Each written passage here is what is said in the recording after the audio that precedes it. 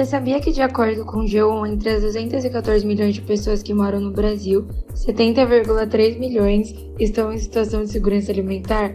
E não só isso, mais de 21 milhões de pessoas estão em situação onde elas não têm o que comer. Mesmo nesse estado grave, há uma sensação de invisibilidade dessas pessoas, que vivem uma situação inaceitável ao considerarmos os pilares da nossa democracia. Como diria o antropólogo Darcy Ribeiro, há vários braços diferentes dentro de nosso país, mas a extensão dessas divisões é assustadora. Esse vídeo foi feito com o intuito de expor tais situações, também explorando tais questões em um âmbito legal.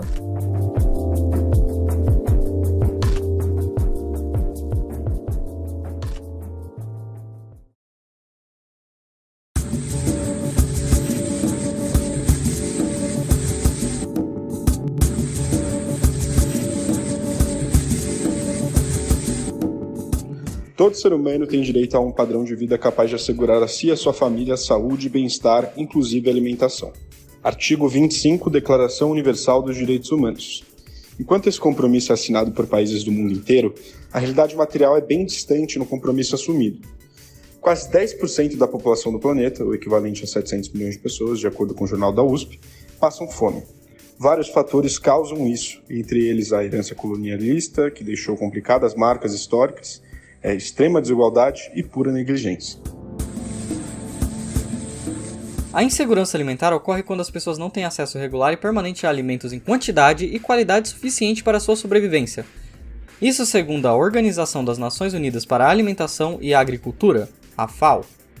Não é exatamente a mesma coisa que fome, pois engloba também o desconforto de não saber se terá comida amanhã, ou, por exemplo, ter que diminuir a qualidade da alimentação para garantir sua constância. No Brasil, a Declaração Universal dos Direitos Humanos tem força constitucional e, apesar dela descrever uma obrigação factível, não é possível dizer que tal realidade é concreta. De acordo com os estudos da Rede Brasileira de Pesquisa em Soberania e Segurança Alimentar, é possível afirmar que no mínimo 3 a cada 10 famílias sofrem com a insegurança alimentar. Apesar da situação lamentável, é possível dizer que há certa mobilização internacional, também efetiva no Brasil, que tenta contribuir com a luta contra a fome. O próprio Mapa da Fome, recurso que apresenta os países que estão com problemas de insegurança alimentar com dados, é uma ótima ferramenta fornecida pelos órgãos internacionais. Para quem não sabe, o Mapa da Fome é uma estimativa produzida pela ONU para alertar países onde a insegurança alimentar está presente e, efetivamente, mapear ela, assim ajudando os líderes mundiais em suas decisões e guiando pautas no mundo todo. Em dimensão global, a FAO, Organização das Nações Unidas para a Alimentação e Agricultura, braço da ONU, tem um papel vital. Com o escritório no Brasil, abrange desde questões agrícolas até programas de combate à fome, desempenhando um papel crucial na construção de um mundo mais justo. Trazem vários projetos interessantes, como a busca por contribuições para a agricultura familiar. Curiosamente, por mais que grandes agricultores ocupem 77% de todas as terras agrícolas do Brasil, de acordo com a organização Repórter Brasil, o jornal Estadão diz que aproximadamente 90% da base alimentar dos municípios brasileiros vem da agricultura familiar. Isso vem do fato de que muito da produção dos grandes agrônomos, na verdade, é orientada à exportação. Em 2022, de acordo com a Confederação de Agricultura e Pecuária do Brasil, batemos o recorde de 159,7 bilhões de reais gerados por esse mercado. Nesse mesmo ano, que tivemos o maior superávit já registrado na história do setor, a FAO registrou que a fome só piorou no mesmo período durante 3 anos. Uma coisa é certa, não se pode esquecer que, de acordo com o artigo 1º da Constituição Federal, os valores sociais da livre iniciativa devem ser protegidos e é difícil não ver como uma situação dessa gera incógnitas. Tal situação gera vários questionamentos. Como um país tão rico em produção agrícola consegue ser tão negligente com um recurso que existe aqui em abundância? Por que alocamos todo o nosso espaço para enriquecimento de uma elite agrícola enquanto ignoramos as necessidades básicas da população? Em uma situação tão grave, não há resquícios de equidade, impedindo o brasileiro de vivenciar uma verdadeira igualdade.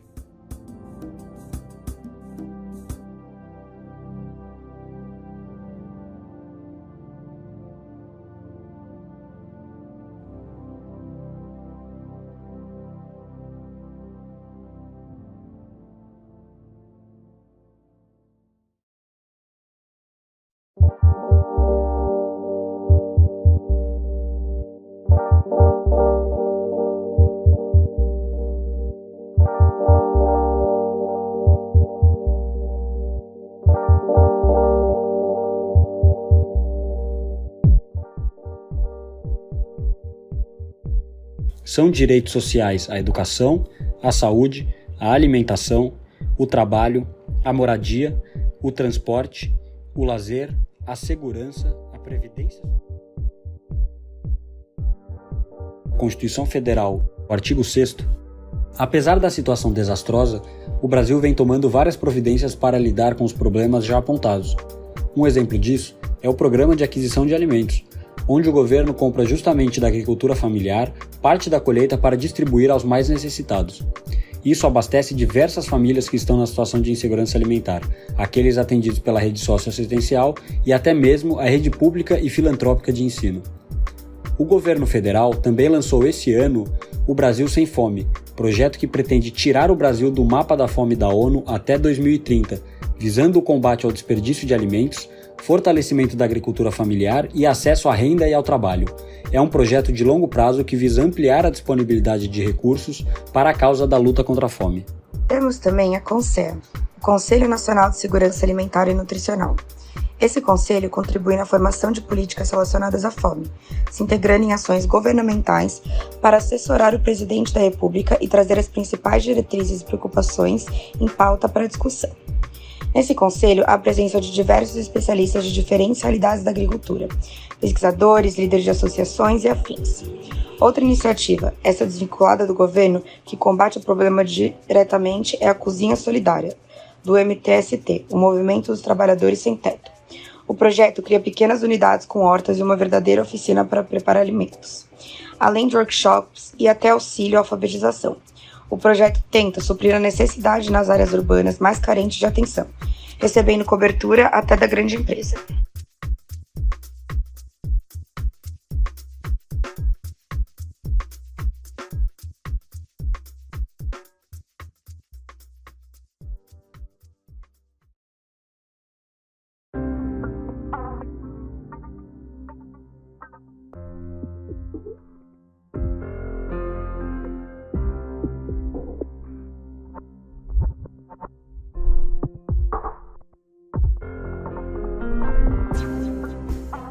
Durante a história, tivemos diversos casos infames de fome. Desde casos onde a fome foi reforçada por ações do governo para fins de extermínio étnico, como foi o caso do Holodomor, na União Soviética, ou o Khmer Vermelho, no Camboja, até casos onde crises econômicas especulativas causaram um grande desbalanço na estrutura social, como a crise americana de 1929.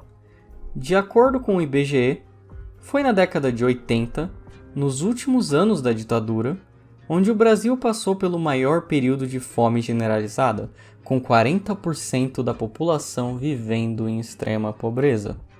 Nesse caso, as políticas de grandes obras da ditadura militar, a alta inflação e o baixo PIB são algumas das explicações comuns.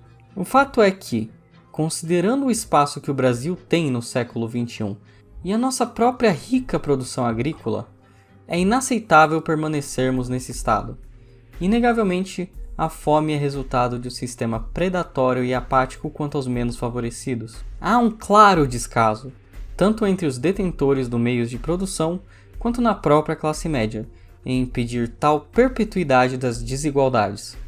Assim, aqueles nessa situação precária se tornam cidadãos invisíveis e abandonados pelo sistema como um todo.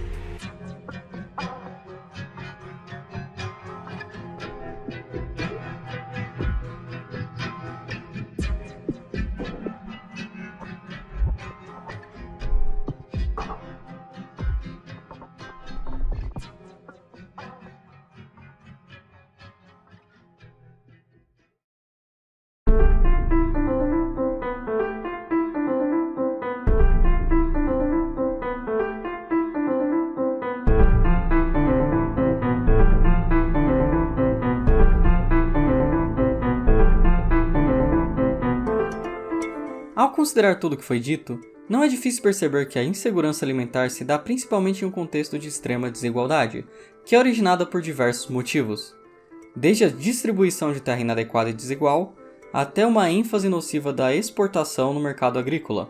Isso sem nem entrar na realidade urbana e periférica, o que expõe a complexidade do tópico. Como dito por Nelson Mandela, democracia com fome, sem educação e saúde para a maioria, é uma concha vazia. Nada adianta bilionários, grandes empresas e vastas terras se há uma parte significativa da população em estado de necessidade. É justo falar que a falta de desenvolvimento e a fome se retroalimentam em uma espécie de ciclo vicioso.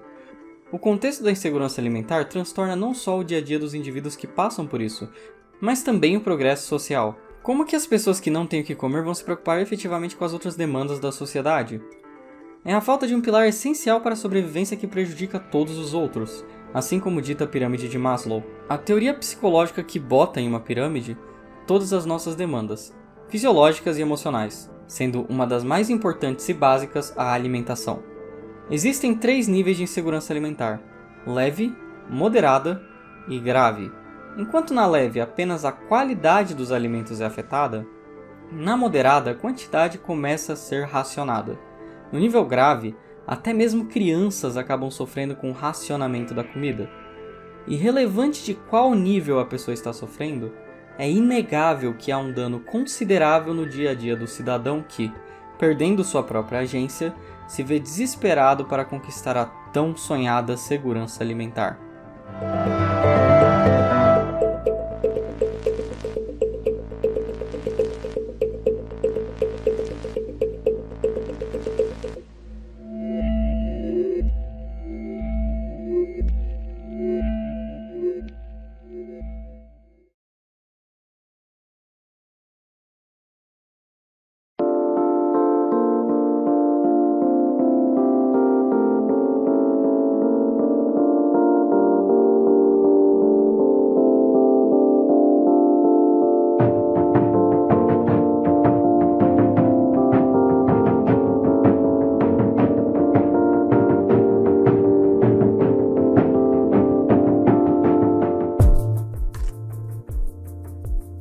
O Brasil, com certeza, passou nos últimos anos por um período de retrocesso em termos de combate à fome.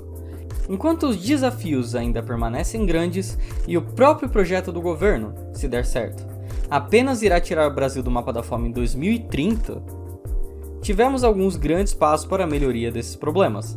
Aliando o apoio à agricultura familiar a políticas de apoio social, é possível diminuir gradualmente o impacto desse problema, mas talvez a maior vitória do Brasil no âmbito não esteja na realidade material, e sim no discurso público. A visibilidade que o tópico pegou nos últimos 2 anos é importante para a mobilização de políticas governamentais. Tal tópico, tratado com certa invisibilidade nos últimos anos, conquistou seu espaço de novo.